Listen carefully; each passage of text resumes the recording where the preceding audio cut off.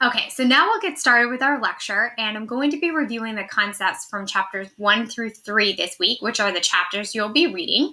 And we're going to start with chapter 1, which is all about introducing yourself to a health record system. So, an electronic health record system. So essentially, the electronic health record is the patient's health story.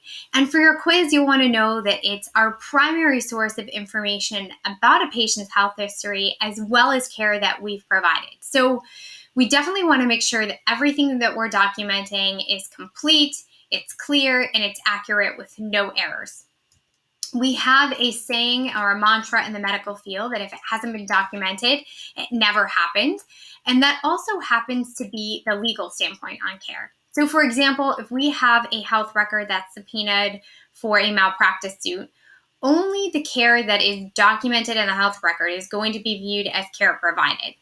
And again, that's one of the reasons it's important that everything is clear and accurate. If they see a health record that has misspelled words and unclear documentation, that's not going to bode well for our office. Also, in the medical field, attention to detail is incredibly important. What may be minor mistakes in other fields can be detrimental in the health field. Little things like a decimal point being left off or misplaced, a couple of letters being transposed. So you'll hear me say this over and over again in the class, but this is one of the reasons why attention to detail is so important. It's why we proofread our work, why we double check, sometimes triple check medical entries. So information that you'll find within the health record consists of administrative information, clinical information, as well as legal documents. For your quiz, you'll need to be able to differentiate between administrative and clinical information. And I called attention to patient demographics because that's also a concept you'll see on your quiz. And that's our socioeconomic data about our patients. So things like age, sex, marital status, education level, language spoken, things like that. And you can see examples of both administrative and clinical information. Of course, you have a comprehensive list in your book. And just a minute ago, I mentioned that the health record itself is a legal document. It's also likely to contain legal documents, such as medical records releases, advance directives, and consent forms. So now let's take a look at documentation and how information gets into the health record.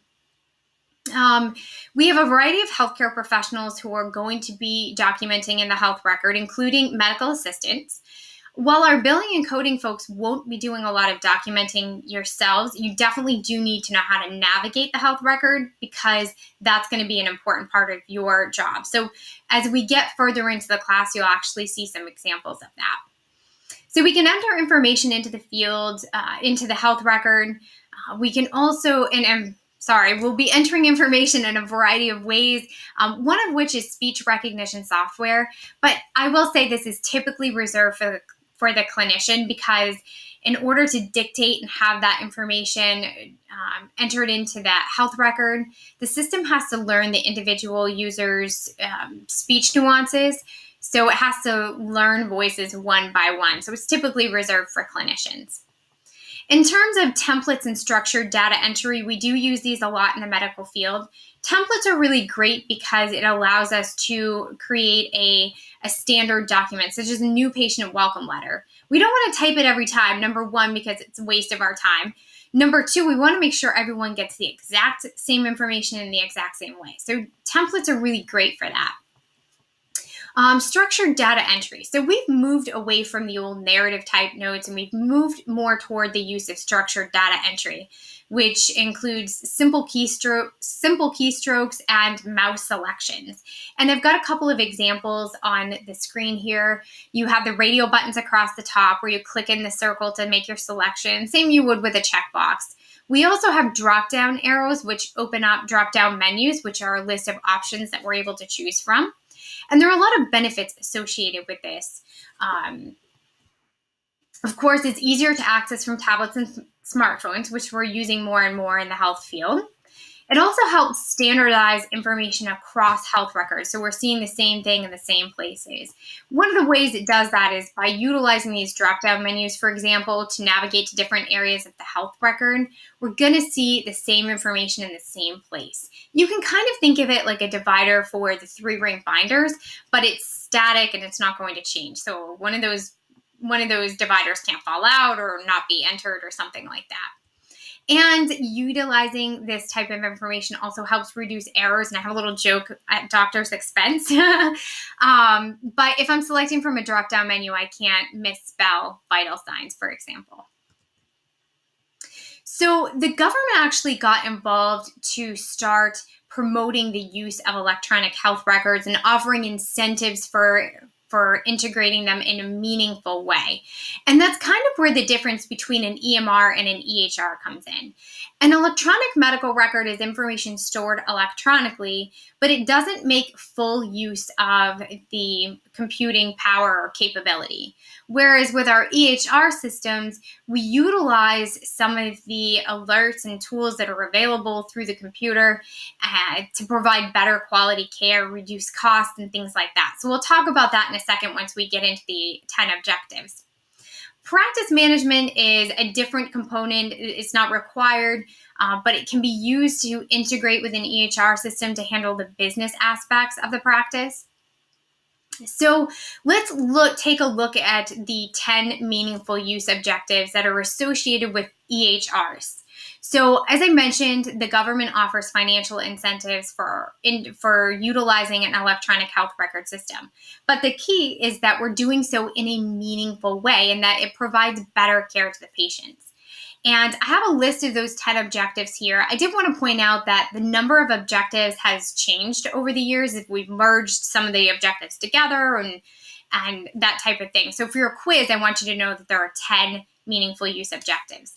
And this is really where the difference between the EMR and the EHR comes in. An EHR system is able to use the computing power of the system to provide better care.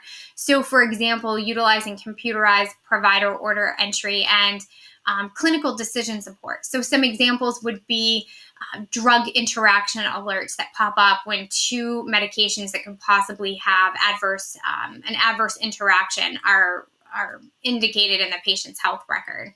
Could be allergy alerts. It could also be alerts that an immunization is becoming due for a patient.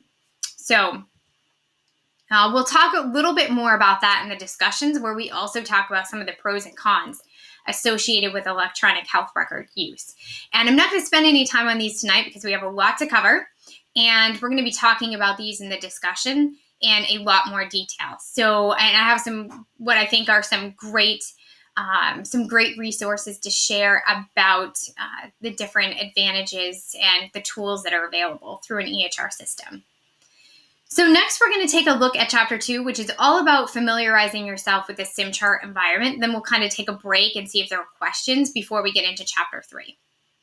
So again, Chapter 2 is all about getting familiar with the Simchart environment, which is essentially our simulated electronic health record environment so that you have an opportunity to practice your skills. So this is your textbook for the course. As I mentioned, you'll want to grab the access code from your workflow manual, which is the blue and white book, and that's the access code you'll use to register for Simchart. After that, you can set that other book aside. We'll only be using the textbook for this class, which is here on the screen. And it works a lot like a workbook in the sense that you're going to be reading along, and then starting in Chapter 2, you're going to see these shaded boxes that are titled EHR Exercise. And you'll complete the activities from these shaded boxes in the EHR Exercises link of Simchart, which I've put a pink box around here that you'll see on the left-hand side of the screen. Don't touch any of those blue links yet. Those are something that we're going to start in week 2, and I'll actually be demonstrating those starting in next week's live chat. So all of the EHR exercises from the shaded boxes are going to be done in the EHR exercises area of Simchart. And I also wanted to mention, you'll see some critical thinking boxes in shaded boxes as well. You do not need to do those, just the EHR exercises. So in Chapter 2, the content that you'll see includes information about a patient registry, which for your quiz, I also want you to know is known as a master index. So you'll learn the different categorizations for active, inactive, and closed patients. And you'll also see some information about retention schedules, which is something you'll see on your quiz this week. Retention schedules are the amount of time or the length of time that we have to maintain certain patient information. And that is set by the state. So that's why you'll see information vary slightly from textbook to textbook. They're pretty consistent, but there are some minor differences. Also, from Chapter 2, you will be asked some questions about the process of registering a patient, which is the focus of Chapter 2.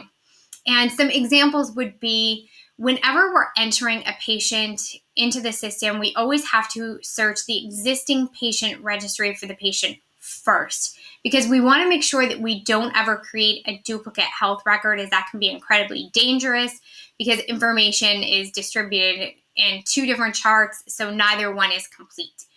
So we always search the existing patient registry first before entering a patient, even if we think we know they don't have a health record. Also, one of your quiz questions is going to ask you about the health record number.